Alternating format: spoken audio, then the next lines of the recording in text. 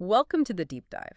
Today we're going to really unpack something fundamental. It's a short English conversation, the kind you might have, any day at a grocery store. Exactly. Our mission here is basically to give you the practical phrases, maybe a bit of the know-how, so you can confidently navigate this kind of everyday scenario. hmm So we've got this brief exchange. It's between a customer and a shopkeeper. We're going to listen in, sort of, and see what we can learn beyond just the literal words. Yeah, think of it as understanding the mechanics of a simple interaction. It's not just about knowing what to say, Right. but also maybe why it's said that way and, how else you could potentially phrase it. Okay, good point. All right, let's get into the first line. The customer starts off with, "Good morning. Do you have tomatoes?" Seems Um, pretty straightforward, right? But let's look a little closer. "Good morning." Obviously, that's your standard polite opening. Standard greeting, yeah. And then we have that incredibly useful phrase, "Do you have?" Ah, yes. And what's interesting there is just how versatile that question structure really is. Do you have, it's like your go-to for finding out if something's available. A workhorse phrase. Totally. You could walk into pretty much any kind of shop and use that as your starting point. Like instead of tomatoes, you could easily ask, do you have onions? Sure. Or maybe, do you have any cold drinks? You notice how adding any there before a plural noun can also sound quite natural. Good point. Okay, so the shopkeeper replies, "Yes, fresh tomatoes just came in this morning." Right. So, came in. That tells us about the timing, doesn't it? Like recently. Today, in fact. Yeah. Suggests they're newly available. Exactly. And the word fresh is key too. It's not just that they have tomatoes, Uh-huh. but that they're new, probably good quality. It's a small detail, but it can definitely influence whether you buy them or not. True. You might also hear something like, oh, we just got some lovely tomatoes in. Conveys a similar meaning, but maybe with a slightly different, um, more enthusiastic tone. That's a nice variation. Okay, the customer seems happy with that answer. They say, "Great. I need half a kilo, please." So this shows how you asked for a specific amount, the quantity you're looking for, half a kilo, very common measurement for lots of things. And the please, of course, keeps it polite. And if we zoom out just a little, understanding how quantities are expressed is just so important in these situations. Yeah. The original notes also mentioned, I need 2 kilos of rice Mm. or I need 500 grams of sugar. Mm. So you see, you can just swap out the item and the amount.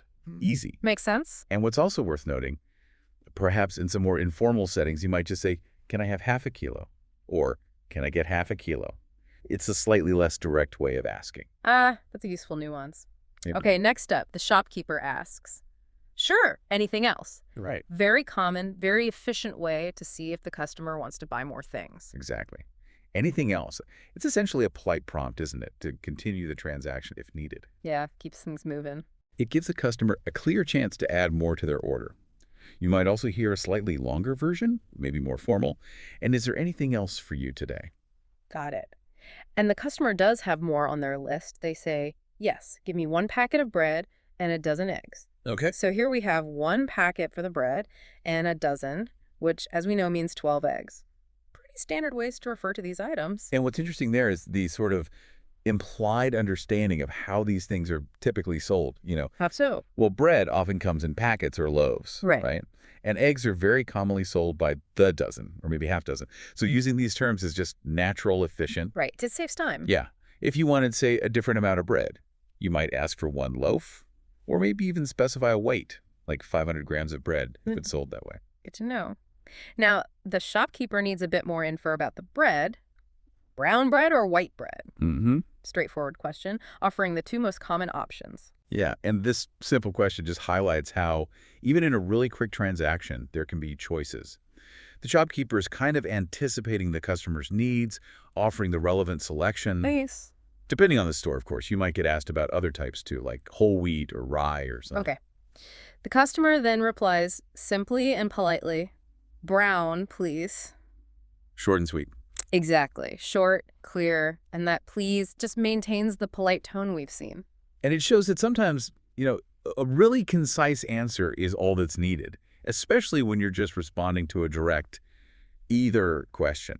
Efficient, still polite. Okay, we're getting near the end of this little exchange. The shopkeeper says, "Here you go. That will be 210 rupees." Right. Here you go. That's the phrase you use when you're handing something over, the purchased items in this case. Very common, yeah. Like, here you are. And that's the standard way to state the total cost.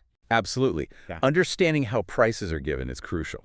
Now, No, the but currency here is rupees, obviously, but that structure that will be amount currency is pretty much universal in English. Good point. You might also hear maybe the total comes to, Hmm. or even just amount currency, please. Okay. Then the customer hands over the money. Here's 500 rupees. Again, just a clear, direct way to show they're paying. Straightforward. And the shopkeeper gives the change back, saying, here's your change. Thank you. Yep. Change, of course, being the money you get back. Yeah. And the thank you standard closing for the shopkeeper. And notice, too, how the customer also says thank you right after. Oh, yeah, the final line. Thank you. Have a nice day. Right. So both the customer and the shopkeeper exchange thanks. This kind of reciprocal politeness, it's a really common feature, especially in these service interactions in English. It makes the whole thing feel smoother, friendlier. Definitely. Okay, great breakdown. Now, let's switch gears a bit. It's your turn, listening in, to try out some of these key phrases. Good idea. We're going to say a few lines from the conversation we just discussed. And after each one, we'll leave a short pause. That's your cue to repeat the phrase out loud. Ready to give it a shot? And really pay attention not just to the words, but maybe the pronunciation, the sort of rhythm of the sentence. Saying it aloud really does help build that muscle memory. Okay, first one.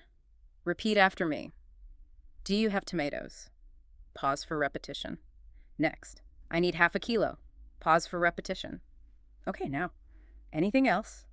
Pause for repetition. And a dozen eggs, please. Pause for repetition. And finally, thank you. Pause for repetition. Excellent. That kind of active practice, even just repeating, can really, really boost your confidence for when you're in a real situation. It feels less daunting. Absolutely. So just to recap this deep dive, we've taken a pretty close look at a very common everyday English conversation, shopping for groceries. We went through it line by line, highlighting those useful phrases for, greetings, asking if something's in stock, saying how much you need, and then handling the payment part.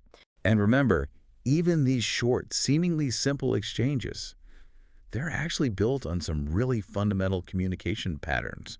Right. By understanding these basic building blocks, you'll likely become much more comfortable, more confident in a whole range of English conversations, not just at the store. That's the goal.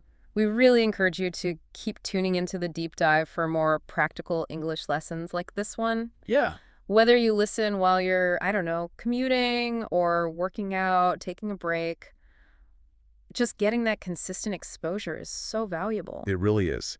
Keep practicing, keep listening, actively notice how native speakers interact in these situations, and most importantly, don't be afraid to actually use these phrases when you get the chance. Good advice. Every little interaction is genuinely a chance to learn and just grow more confident. Bit by bit, Yeah. definitely. And, we're actually thinking about maybe putting together a little downloadable guide, like a PDF, with this dialogue and maybe some extra notes just so you can easily refer back to it. We'll keep you posted on that. Oh, that's a fantastic idea. And perhaps something to think about until next time. Reflect on your own shopping experiences. Even if you're not in an English-speaking place right now, how could you use some of these phrases? Or what phrases do you use in your language for the same things? That's a great way to connect it to your own life. Actively trying to apply what you've learned, maybe even just mentally rehearsing it, is a really powerful way to make it stick. Well said. Until our next deep dive, keep exploring the world around you.